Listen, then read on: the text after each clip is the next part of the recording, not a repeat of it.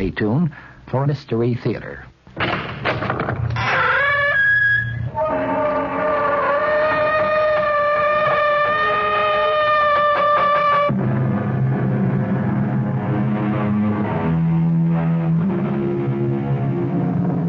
Come in.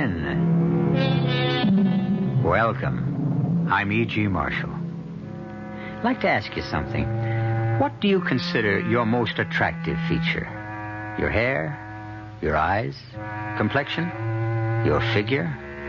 Whatever, each of us is abundantly aware, though there are some who would deny it, of his or her most captivating attribute, and make the most of it, though there are some who deny that too. Be all this as it may, we're about to hear of a woman whose most beguiling characteristic was her smile.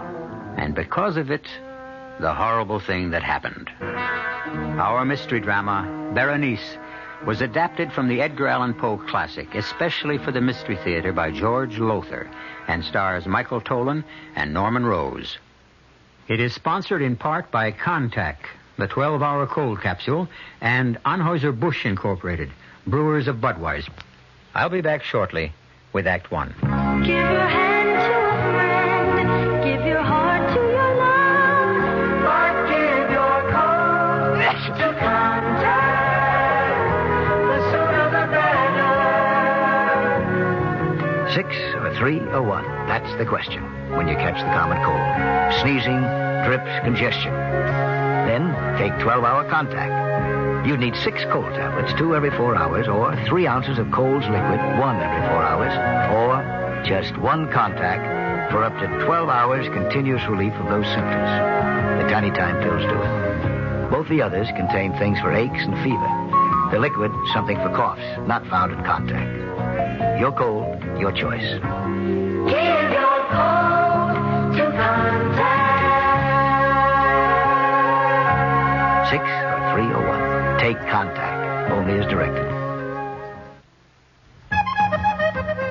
This is Tommy Makem. I'm sitting in the John Barleycorn, located at 209 East 45th Street, just off 3rd Avenue.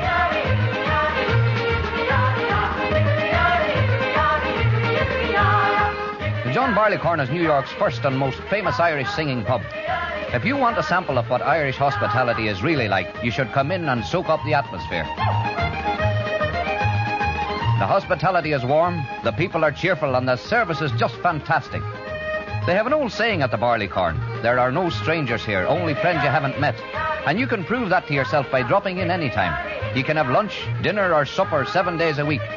And a good time all the time. The food is fit for royalty, and as a matter of fact, some of the recipes have been handed down from the courts of Irish kings. The John Barleycorn, the Irish oasis in Midtown Manhattan. For lunch, dinner, or special party information, call YU6-1088.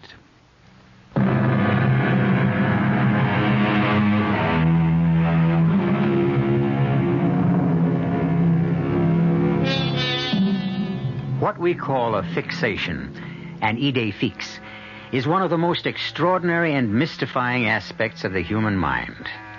For example, love. Young love, at least, is a fixation. For the lover cannot get the loved one out of his thoughts. He thinks of her night and day, or she of him. And there is, I need scarcely say, no more wondrous person in all the world. What cure can be found for a fixation? Well, when it comes to love, and I don't mean to sound cynical, I suppose marriage. But when it came to Ernest Montresor and his wife Berenice, well, that's our story. Do not tell me, Anthony, what I must do or must not do. Ernest, please. You are my friend. You are my attorney. You have come here to Mangrove Manor to straighten out whatever legal matters attend Berenice's death, and that is all. Ernest, I didn't mean to offend you. I am not offended. I am irritated. You can sit there and say, Ernest, your wife is dying. Try not to hate her as you do. Let me tell you something, my good friend. Had you lived 1 month, 1 week, 1 day in this house with Berenice, that shrew, that spitfire, you too would know what hate is. But I don't understand. I was at your wedding a little over a year ago, here at Mangrove, and you were deliriously in love with her. Not her. Her smile. What? I know you'll find it hard to believe, but that is the truth. Oh, there were other qualities that attracted me. Her charm, her gentle manner, her warmth. But these vanished quickly once we were married. I soon learned that her charm was a veneer, her gentle manner a mask that concealed a vicious temper. I am sorry. I didn't want to hate her. For months, I put all feelings of hate from me, the while asking myself how and why I still went on loving her. That's when I realized it was her smile. I still fail to understand. Look at Berenice closely, and you will see that she's really very plain, almost ugly. But one doesn't look closely at first. I didn't, surely, because of her smile, of what her smile was then. She had teeth so even, so white, so perfect, they are as matched pearls.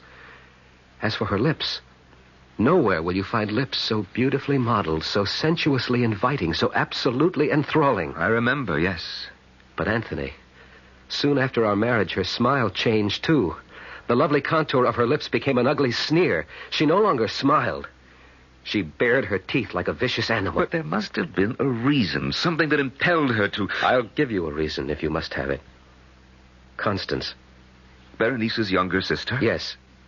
You know she came to live here at Mangrove when her husband died. I settled the estate, yes. Not, I'm afraid, that there was much to settle. He left her penniless. Precisely why she lived here.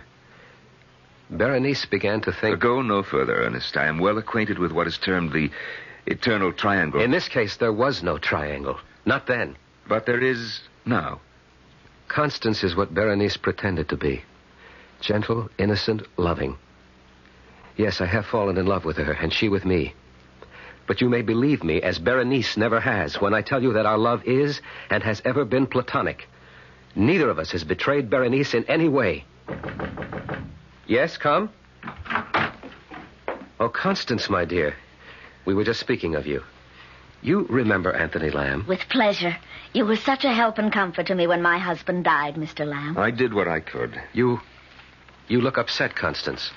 Berenice wants to see you, and she's in one of her blackest moods, I'm afraid. Is she ever in any other? Try not to be harsh on her, Ernest. She's dying, you know.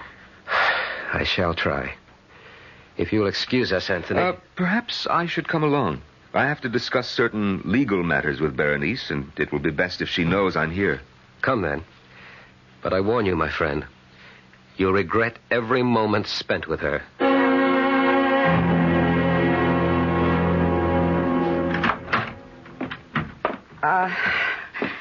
It's you. You wanted to see me, Berenice. You. Not this army you've brought with you. Get out of here, Constance. Of course. And who are you? I've seen you somewhere.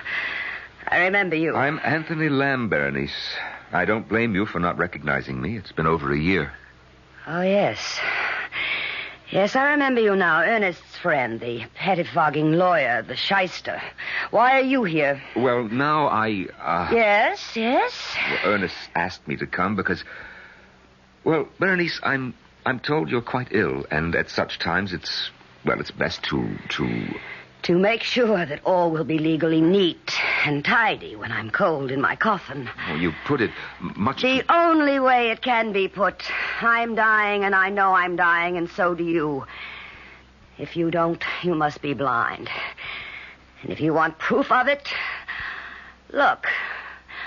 Once my smile was the most ravishing smile on earth. Look at it now. Yes. Yes, the color leaves your face, Mr. Lawyer. You all but shrink away because it's no longer the beautiful smile of the living Berenice, but the ghastly grin of the Berenice who'll soon be cold in death. Stop it. Stop smiling. Dear husband, what is it? You used to tell me my smile captivated you, enslaved you. Can it be that it now repels you? Oh, don't turn away. I won't look at you, not when you smile. Don't look then for all the good it'll do you. You'll remember. Soon I shall be dead. But my smile will never die. It will live on in your brain, Ernest. Wherever you go, whatever you do, it will be with you. No. This smile, this ghoulish grimace, because it was what you married. what you loved. And then came to hate. And you will hate it till the day you die, Ernest. For till that day, awake or asleep, it will haunt you.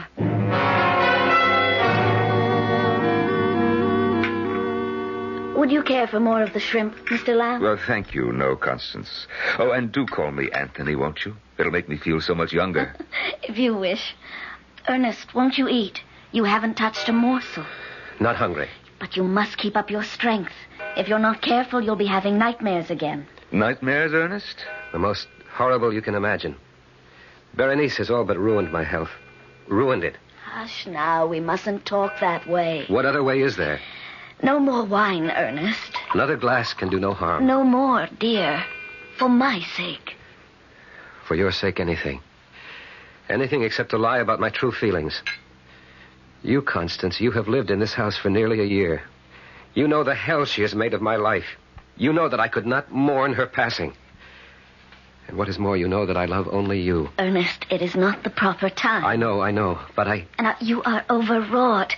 It is not you speaking, but your nerves. Listen to me. Constance. My sister lies upstairs dying.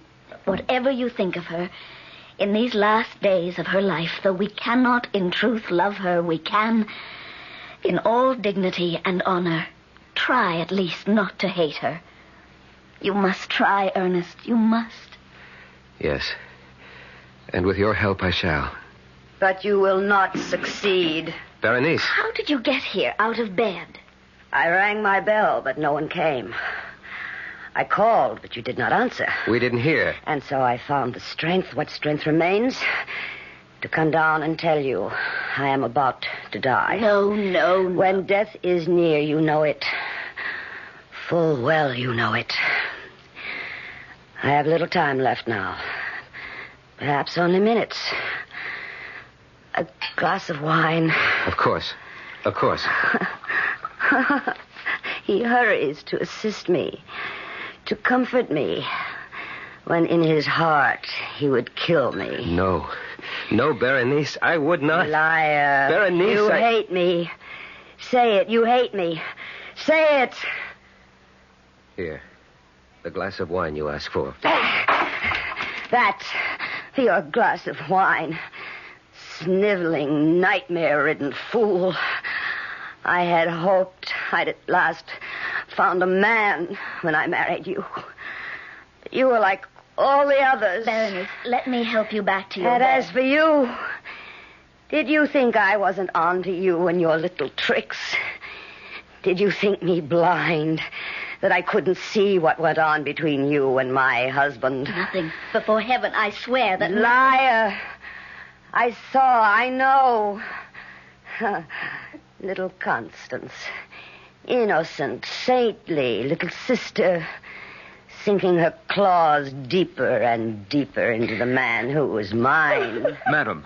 You address me? Madam, you are ill. Yet there is in you a kind of strength I have recognized before. In, I say to you, the worst kind of criminal. Huh? Go on. I don't know that I can. I've never understood what made these people what they were, but this I know.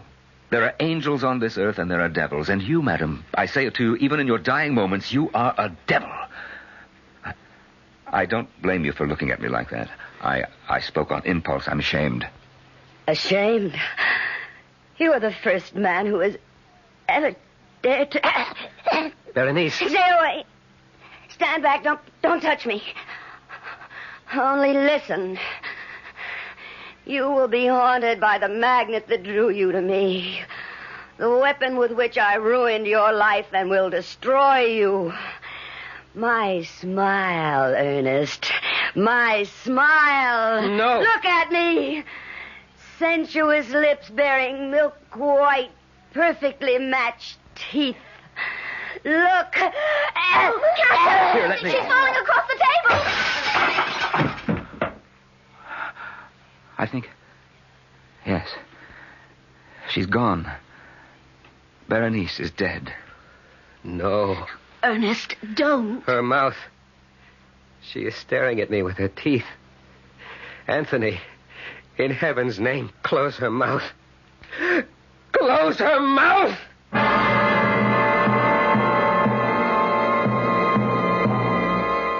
I said at the outset, you'll recall, that because of Berenice's smile, a horrible thing happened. What has just happened in the dining room of Mangrove Manor is indeed horrible, but nowhere near as horrible as that which is about to take place. I will return shortly with Act 2. Inside you're free. Inside you're free after all. You hear freedom spirit like a wild bird's call. Inside you're free. Inside you're free after all. Living free. Living free. You're driving a car you knew you were going to buy the minute you saw it. Skyhawk. Buick Skyhawk. You just knew a car this streamlined would be easy on gas. And you were right. In published EPA mileage test results, Skyhawk got 25 miles per gallon on the open road and 16 in the city. Buick Skyhawk. Dynamite. Inside you're free. Inside you're free after all. Living free. Living free. Living free. Hey, Mom, what's for dinner? Hey, Mom, what you got? We're all starting the new year with a close watch on our budgets. Your ShopRite supermarket is helping with economy dishes that are high in nutrition, low in cost. First cut beef chuck steaks, just 57 cents a pound. Semi-boneless chuck steak or roast, 97 cents a pound. Beef liver, just 57 cents a pound. Pork loin, a 7-rib cut, 77 cents a pound. Dress up your beef dishes with fresh mushrooms, just 79 cents a pound. Throughout the store, you'll find a lot more for a little less at ShopRite. She loves her family. She wants the best. She does all that she can do. She lets ShopRite do the rest. Hey, Ma, what's for dinner? ShopRite has the answer.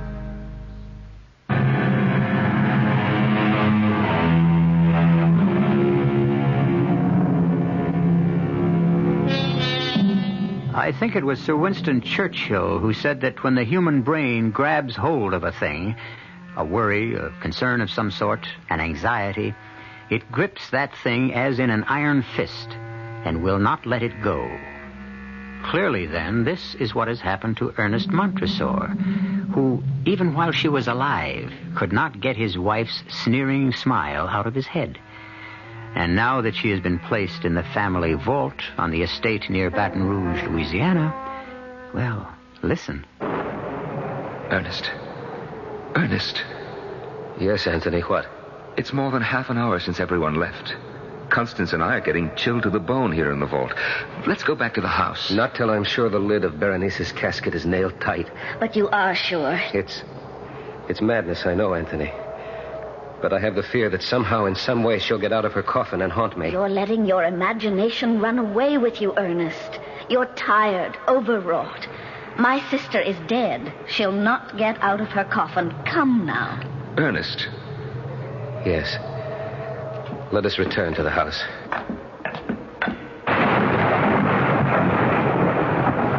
I'll close and lock the gate. No, I will. There. She's well nailed down in her coffin. Well locked in, too. Yes. Now let's... No, wait. Good Lord, man, what now? I must make sure the lock is strong. Sound and strong. Now, Ernest, dear, that's enough. Don't tell me what is enough. Don't... Ernest. Dearest, what is it? Why are you looking at me with such fear? Never, Constance. Never so long as you live, smile at me like that again. You look like Berenice. But, Ernest, My nerves are shaking. I need a drink. Excuse me. He's in trouble, Constance. We'd best catch up with him. But, Anthony... Nothing to worry about, really. You just upset him a little when you smile. But that's the point. What? I didn't smile.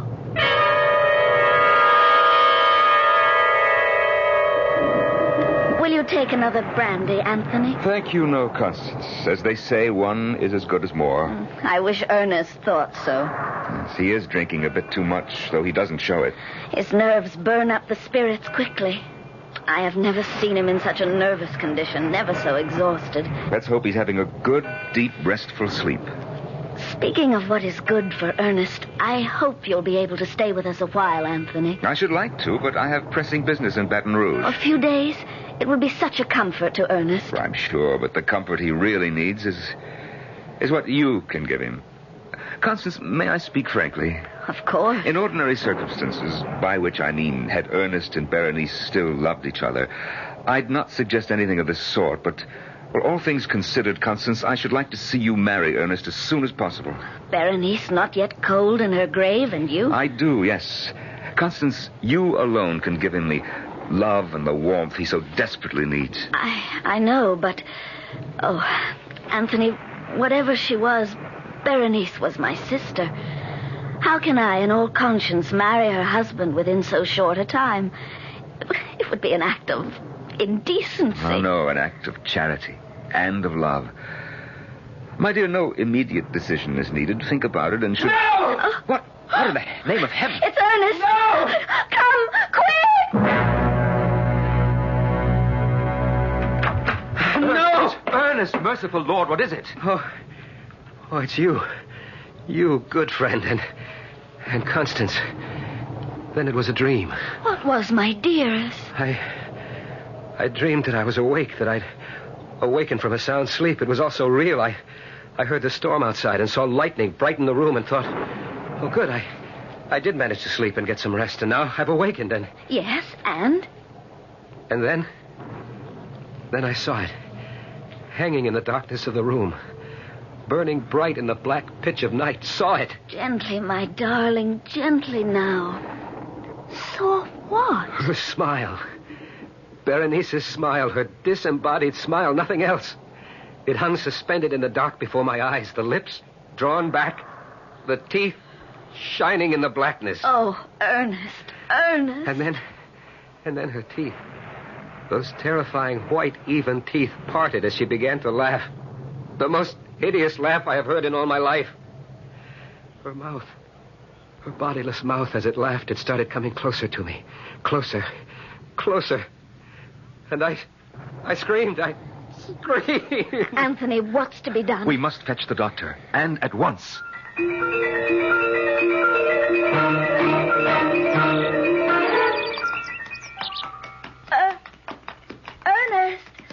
Ernest, stop for a bit. Oh, let's rest. Of course, my dear. Of course. Here, let me help you down. Thank you, Ernest. There's a log over there. Shall we sit? I would rather stand and hold you. Oh, you are feeling better. Come, let's sit down. No, wait. Ernest? Please, listen, Constance. Anthony returns to Baton Rouge tomorrow. I had a talk with him this morning.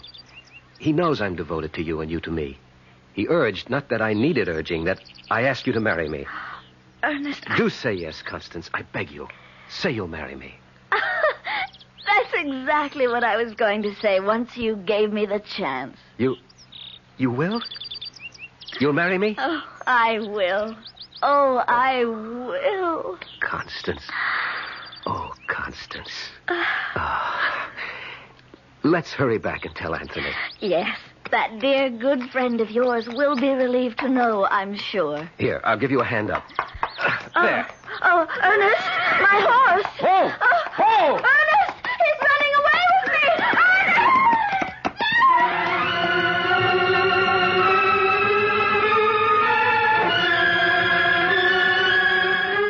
Anthony, I must go up. Patience, good friend. The doctor should be down any moment. But he's been with her for more than an hour. I knew she was seriously injured. I knew it the instant I picked her up. The way you described it, it was a bad fall. The horse, running away, for what reason God alone knows, tried to leap a high fence, failed to make it, and came down rolling on Constance as she lay beneath him. Oh, terrible, terrible. But no sense anticipating the worst. Constance may not be seriously hurt at all. Constance is dying. What? She is dying. Oh, come now, Ernest. You carry even your nerves too far. There's something I didn't tell you. When I got to Constance, she was unconscious. I knelt beside her, got my arms under her, raised her, and stood up. I began to carry her to the house. A long distance. I'm not very strong. I tire easily. And so after a short time, I stopped for breath and looked at her. Looked into her face, Anthony. Yes? Her eyes were open, and she was smiling. The lips pulled back, the teeth showing.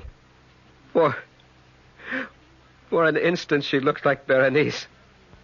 For that instant, she was Berenice. Doctor, is she... Don't bother him now, Ernest. But I can bear no more of this waiting, this interminable waiting. Look at her. So deathly white, scarcely breathing, if at all. Ernest? She called my name. Constance. Oh, my own dear Constance. Hush now. When I am gone... No, you must not go. You cannot leave me. You cannot. When I am gone, I say, no longer with you. Remember that it will be only on this earth I am not with you. In spirit, I shall be beside you always. You are not going to die. You will be at my side, alive and beautiful, and my own dear adored wife. No, that is not to be. Berenice has seen to that. Berenice? She was there. Just before my horse leaped the fence, I did not fancy it. She was there. She stood on the other side of the fence, smiling. Oh, God in heaven. And I knew, in the second that I saw her, the second before the horse crashed, I knew that she is a tormented soul, a soul that cannot rest until she has forgiven the sins she committed on earth, the sins she committed against you. There is no forgiveness for what she did. There is. It is in your heart, my darling, if you will only search for it and find it. You are asking me to forgive her? Yes. Never. I could never. You must. You must. For my sake. Will you try? That is all I ask before I leave you, my dearest. Will you try? I will try. And I, in another world, will love you for it more than I have ever loved you in this. Kiss me. Oh, no. No, not if by saying that you tell me the time is near. Not if you tell me that. Yes. Oh, yes. Constance? Constance? I'm sorry, Ernest. She's gone. Oh, no. Leave him to me, Doctor. You have other matters to handle. Come, Ernest. Sit down. Here in this chair. Sit, and I'll pour you a brandy. Dead. I know how you feel, but you mustn't go to pieces. Think of what she said, that she will be with you, at your side always. What good is that if I cannot see her, touch her? What is he doing, the doctor? What must be done? Closing her eyes, straightening her limbs, placing her hands in repose.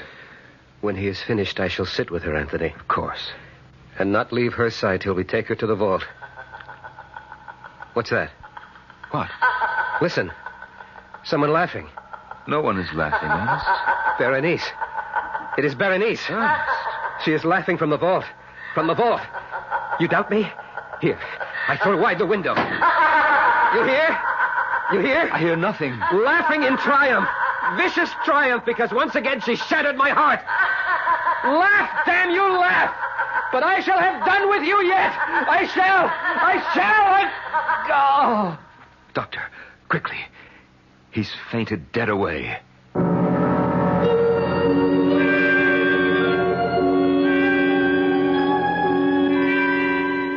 So, in fevered imagination, in the sickened mental state brought on by unbearable grief, Ernest fancies he hears the hideous laughter of Berenice, pursuing him, haunting him, driving him mad in death as she did in life. Or is it fancy? We'll know more about that when I return for Act 3.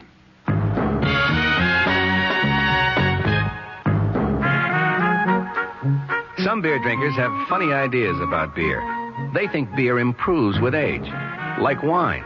We'll find a brewmaster, though. you'll find a beer drinker who knows better. The Budweiser brewmaster says it all depends on how beer is aged. Just letting beer sit in lagering tanks makes it older, not necessarily better. That even goes for keeping a case around the house for a couple of months. But there is one kind of aging that's good for beer. The Budweiser kind.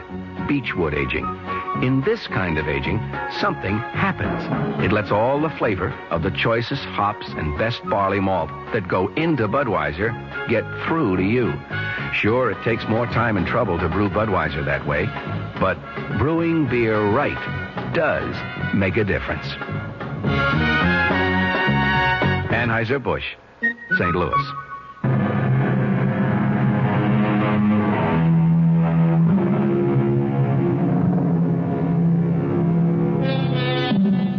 Scarcely has the breath of life fled the body of his beloved Constance than Ernest Montresor hears, or thinks he hears, the triumphant laughter of his dead wife, Berenice. Even though Ernest's friend and attorney Anthony Lamb did not hear the laughter, can we say the laughter echoed only in Ernest's imagination? If it comes to that, who can say that imagination is not reality? Be that as it may, let us now join Ernest and Anthony in that family vault. It would seem that you're right, Anthony. Berenice must still be in her coffin. The lid is tightly nailed. Of course. But her laughter, so horribly clear. Ernest, there was no laughter. You imagined it. No, I heard it. She murdered Constance. She made the horse run away, fall, and kill her. Oh, Anthony, how can I rid myself of Berenice? Can I get rid of her? She was vile, vicious, clever. Clever. What? Clever. That's it, clever. We look at this coffin lid. We see it tightly nailed, and so we think she's still there. Of course she is. No, don't you see? She was clever enough to nail it shut again after she left it. Here, give me that pry iron. You're not going to... I must be sure. I must make absolutely certain she is still in her coffin. Otherwise, I dare not bring Constance here. Ernest. Can't you understand? Constance will lie here in the same vault with Berenice. If Berenice has the power to leave her coffin, what might she not do to the sister she hated as she hated me? You see? You understand? Yes, Ernest. So then... There. Well, are you satisfied? The body seems not to have moved. She is dead. No doubt about it. Berenice is dead. No question, my friend. You can set your mind at rest. Anthony, would you nail the lid back on? I want to go to Constance. Be with her until we bring her body here.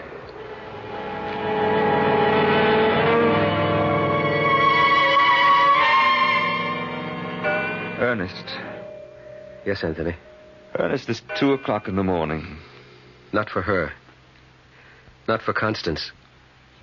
For Constance, there is no time now. Ernest, please go to bed. To bed? To dream? Once again to ride a nightmare? I asked the doctor to give me a sedative for you. Now, if you'll take it... It will do no good. More harm than good. I've taken them before, and I cannot leave Constance alone. Not to the awful loneliness of death. I will stay with her. No. I will. I must. Ernest, hear me now. You will drive yourself mad if you go on like this. As your friend, I... What? You heard it? I am not hearing things.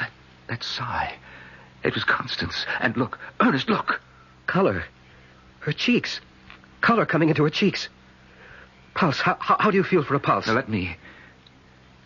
Yes? Yes? There is no pulse.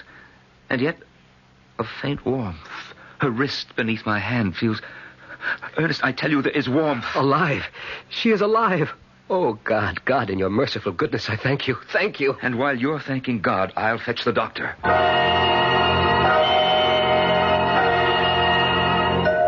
Thank you, Doctor. I'm sorry to have put you through all this trouble. Thank you and good night. I'm sorry, Ernest. Strange. Very. There was color in her cheeks, warmth in her body. Yet by the time the doctor arrived, the warmth had fled. The color vanished. She was once again a corpse. Anthony, what do you make of it? I cannot say. I don't know. It's one of the The most baffling things I've ever seen. But then Mangrove Manor seems alive with strange things. Not so strange if you had lived a year with Berenice. If you had come to know her as the devil she was. I begin to believe you. It's 4 a.m, and I've been up. We both have been since early yesterday. There'll be much to do tomorrow, and both of us must get some rest. No, not I. I will stay with Constance. All right, Ernest, but be sensible. Take that large armchair in the corner and see if you can at least doze for a time. Very well. I'll go to my room for an hour or two of sleep. All right. And Anthony, thank you for all you've done. That's nothing. Nothing.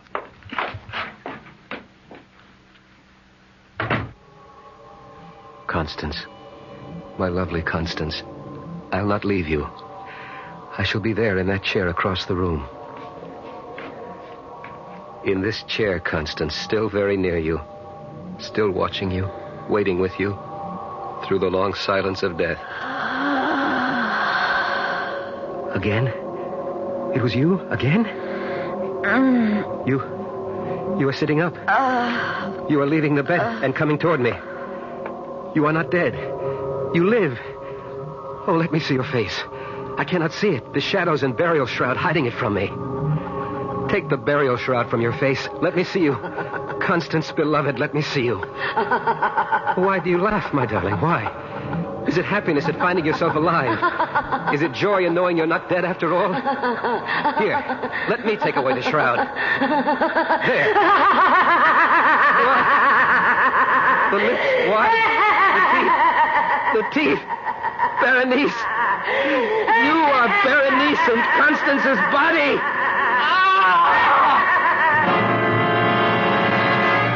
No, Ernest, no, it was not a nightmare. I thought it was.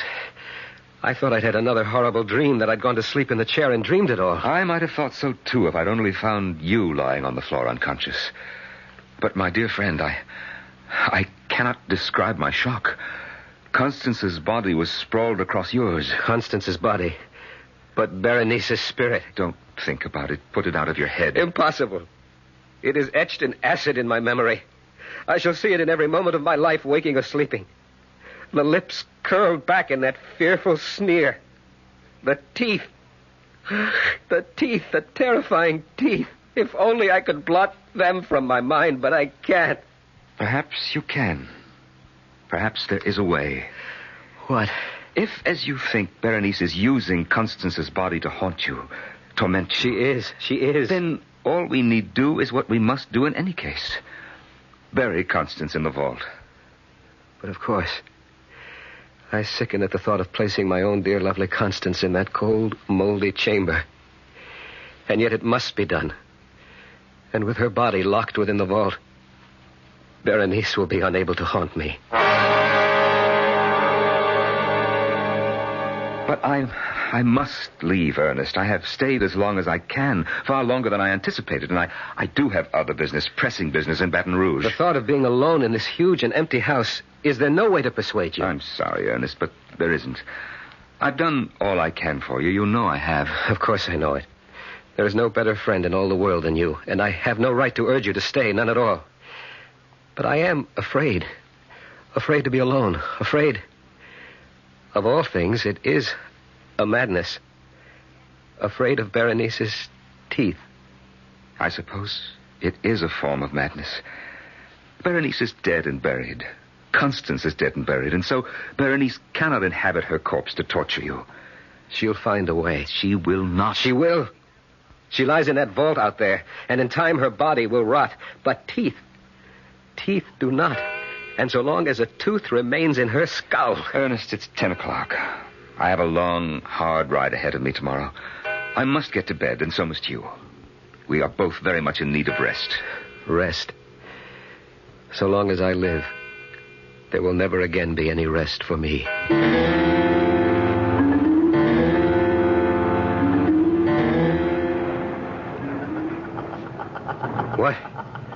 What? Berenice, that laugh. Did I hear it or only dream? Open the window and listen. Nothing. A dream, another nightmare. To bed, Ernest, too. But what is this? I'm wet to the skin. My nightclothes are drenched. My feet caked with mud. Oh, wait. Wait, it comes back to me now. The dream. The nightmare. Was it a dream, or did I? Anthony! Anthony! Anthony! I'm coming. Good Lord, man, what is it now? Come in. Come into my room. Yes, but what is it? What's happened? Another of your awful nightmares? Well? I don't know. You don't know if you had a nightmare or you didn't? If it was a dream, then that's what it was. But if it wasn't, if I really did the thing I thought I dreamed, then Anthony, I am mad. What do you mean? I mean that if I really did it, I've done something so horrible it could only be the work of a madman. Ernest, what did you do? I dreamed. Oh, make it a dream. But look at me. My clothes soaked through. My feet muddied. I must have done it. Done what? What? I left my bed and went outside to the tool shed. The tool shed? And found what I was looking for. And then I went to the vault. In this storm you went? Yes, to the vault. I unbolted the gate and went in. And then I pried open Berenice's coffin. Oh, no. Yes. There she lay, moldering in death. But the lips drawn back and the teeth, those white, even, perfect, gruesome teeth, exposed. I stared at them, stared in a horror of fascination. And then taking the instrument I had brought with me, I did what had to be done to save my sanity. What? What did you do? I dare not speak of it, put words to it. Nor can I bear to look. Look? To see, was it dream or reality? Look at what? When I had done it, I returned here to my room. I placed the instrument on the mantel. In my dream, I placed it there. And though it must be a dream... Please, go to the mantel. See if the instrument is there. Very well, Ernest. I see nothing here but a pair of pliers. Oh! This is the instrument you used in your dream? No dream. No dream. Can't you understand that now? No dream. The pliers are there. I did it. May a merciful God forgive a madman. I did it. The table. My bedside table. Look there now. Look. They are there. They're here. On your bedside table. All of them. All of Berenice's teeth.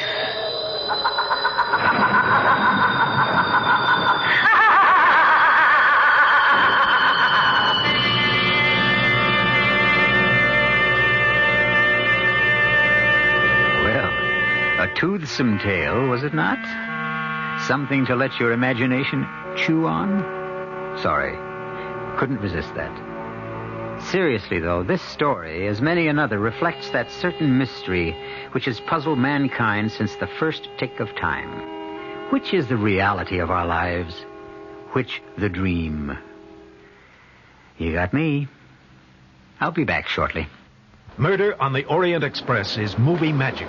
The most entertaining evening of the year, cheers Liz Smith of Cosmopolitan.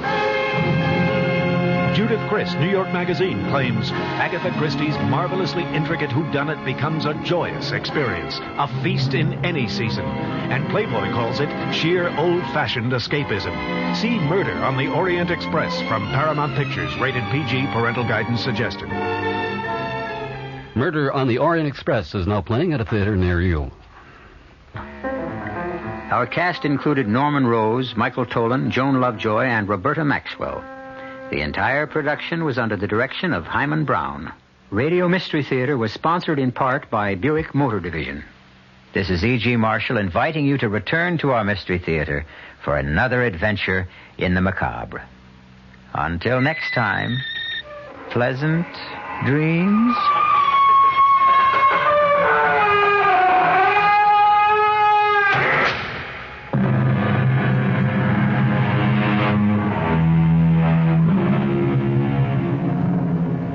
The preceding program was furnished by the Columbia Broadcasting System.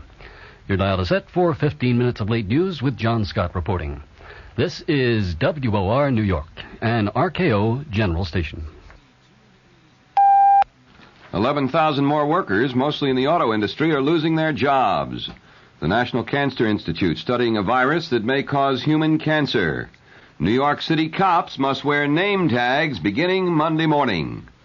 The Man's is partly cloudy tonight and cooler, the low in the 30s. Sunny and unseasonably mild tomorrow, the high in the low 50s. This is John Scott with the 8 o'clock edition of the news featuring the Financial Review. More layoffs are in the news. Today, more than 11,000 workers, mostly in the auto industry, learned that they would be laid off their jobs indefinitely. General Motors says it will put almost 3,000 employees at its Lordstown, Ohio plant on indefinite layoff beginning January 20th. 3 GM divisions in Indiana also announced layoffs affecting a total of 1,335 employees. In all, GM's indefinite layoffs this month have affected 1/4 of its 370,000 hourly workers in the United States. Chrysler says over 1,000 of the 3,000 workers at its casting division plant in Newcastle, Indiana, will be laid off Monday.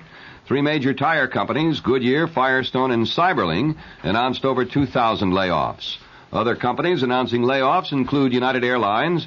United saying it's furloughing 599 employees and reducing the number of its daily flights because of the economic slump and energy problems. The Labor Department says the government is confident of having 300,000 jobless workers employed in public service jobs by the middle of March. A Labor Department official says the government will have to spend 5 times as much as it's now spending to provide jobs for 1/7 of those now out of work. The official estimates that all levels of government will spend about $17 billion to ease the pains of unemployment. Meanwhile, President Ford reportedly is considering asking Congress to approve a $15 billion rebate on 1974 income taxes. This would reportedly amount to about 10% of the total taxes. The Booth newspapers say Mr. Ford will make the request in a State of the Union message to Congress, coupling it with a proposed tax cut for 1975. The new chairman of the House Ways and Means Committee wants a tax cut for middle and lower income people. Representative Al Ullman thinks a cut will help the recession by pumping billions of dollars back into the economy. The Oregon Democrat wants the measure acted on quickly. I'm going to recommend to the committee that we go into immediate consideration of an emergency tax measure. It's my hope that it will involve immediate relief to individuals in the low and middle income brackets. It will give some corporate relief where it's needed and might very well include part of the energy package and an end of the depletion allowance that we had recommended last year. That's the kind of package I think we can act quickly on. It's my hope we can get it to the floor of Congress by the 1st of March and get it passed by the House and then over to the other body where they can move on it hopefully very expeditiously and hopefully limiting it to the emergency measures, non-structural measures that will feed revenues back into the economy, which is the whole purpose of the bill. Major northeastern sugar refiners cut the price of their industrial sugars by more than $3.50 a hundredweight today. The price cuts by CPC International, Amstar, Sucrest, and the National Sugar Refining Company are the first since December 13th. The Food and Drug Administration has extended its restrictions on the use of saccharin. This came after the FDA received a new scientific report which failed to establish the safety of the artificial sweetener. Since February 1972, the FDA has restricted the average adult's intake of saccharin to 1 gram a day. The FDA says it will take several months to complete more exhaustive tests. The National Cancer Institute is trying to determine whether a virus isolated at the institute is a human cancer virus. The virus was discovered in blood cells originally taken from a victim of a rare but lethal form of leukemia. The institute is studying the virus to determine whether the virus is of human origin and not a contaminant from an animal. A White House spokesman says President Ford is giving intensive consideration to South Vietnam's request for additional U.S. funds. Presidential spokesman Ron Nessen says Mr. Ford feels the amount of aid voted by Congress to both South Vietnam and Cambodia is inadequate. Nessen said the president's concern relates to what he feels is necessary to allow the South Vietnamese adequately to defend themselves. Nessen wouldn't say how much extra aid the president might seek. Senate Majority Leader Mike Mansfield said he's opposed to any additional aid for South Vietnam or Cambodia, and the Montana Democrat adds that such a proposal would probably meet vigorous resistance in Congress. Former President Nixon celebrated his 62nd birthday today at his San Clemente, California estate. Mr. Nixon, recuperating from surgery for a blood clot in his left leg, spent the day quietly with his wife, Pat. The WOR News Time. It's 5 minutes past 8. Food shoppers, by this time, one of your New Year resolutions should be to save on your weekly food bill, and the place to do that is at any nearby Bohack or village supermarket. Here are some examples of real savings for you. USDA choice beef, top or bottom round roast for a low $1.29 a pound. You'll also find a pork loin sale. The rib end is just a low 79 cents a pound. And here's a special price reduction. USDA grade A large white eggs, only 79 cents a dozen. And with any additional $5 purchase and coupons, you can save on all of the following. Wesson oil, the gallon jug, only $4.79. Scott towels, the jumbo roll, just 29 cents. Hunt's tomato sauce, the 8-ounce can, just 5 cents. And Pillsbury Ballard biscuits, the 8-ounce size, just 7 cents.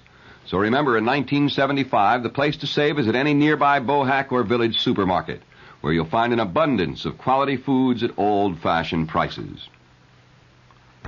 The federal government has found appalling conditions in some local nursing homes. The Department of Health, Education, and Welfare says it will no longer support nursing homes that don't meet federal requirements. HEW says it will cut off federal Medicaid funds to 5 homes in the city and 9 in New York State. It's part of a new federal policy.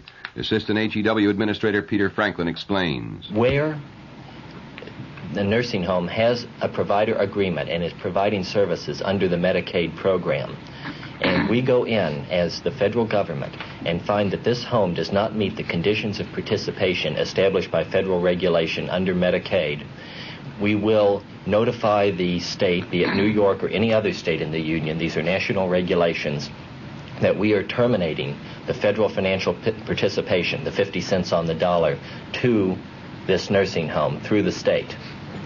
And this is very major. This will assure that the taxpayers' funds will not be used to support unfit care.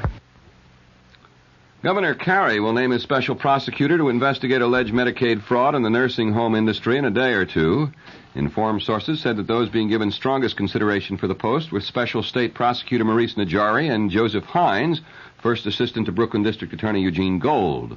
Also reported to be under consideration was Morris Abram, former president of Brandeis University.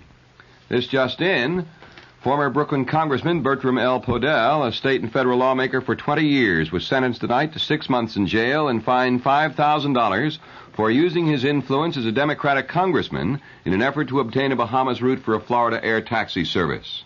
The Long Island Lighting Company, Lilco, now has the authorization to boost electric rates for the second time in a year. The State Public Service Commission has approved the latest rate increase, which would yield $35,600,000 a year for Lilco. Together with the interim rates in effect since last June, the utility would receive $64,300,000. The director of meat purchases for the Waldbaum supermarket chain has pleaded guilty in federal court to receiving kickbacks from wholesale suppliers. Without opposition from the U.S. Attorney's Office, 51-year-old Barnett Friedman was allowed to plead guilty to one count of receiving over $4,500 in kickbacks during 1972. Now, we'll have the weather and the top of the news in brief right after this.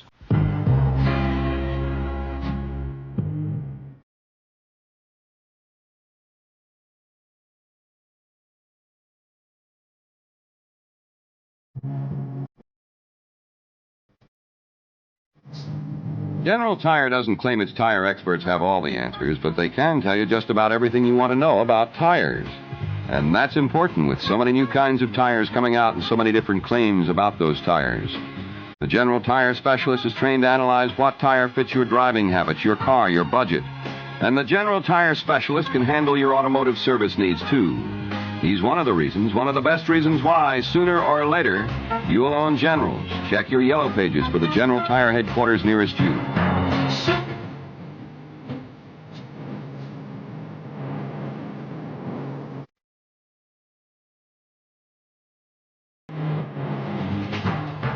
Here's the Weather Watch update for New York City and the vicinity. Mostly cloudy and partly cloudy tonight. And cooler with a low in the middle 30s. Sunny and unseasonably mild tomorrow with a high in the low 50s. Increasing cloudiness tomorrow night, the low near 40. Cloudy on Saturday with a chance of rain developing in the day, the high in the low 50s. Right now in clear mid-Manhattan, it's 42 degrees. The humidity 79%, the wind northeast at 5 miles an hour, and the barometer is rising from 30.09 inches. And the top stories, more than 11,000 workers, mostly in the auto industry, are being laid off their jobs indefinitely. The Labor Department says the government expects to have about 300,000 unemployed workers on public service job payrolls by March. A White House spokesman says President Ford is giving intensive consideration to more aid for both South Vietnam and Cambodia. The National Cancer Institute is studying a virus isolated in its laboratories to see if it's a human cancer virus. New York City cops must wear name tags beginning Monday morning. And that, friends, is the 8 o'clock edition of the news.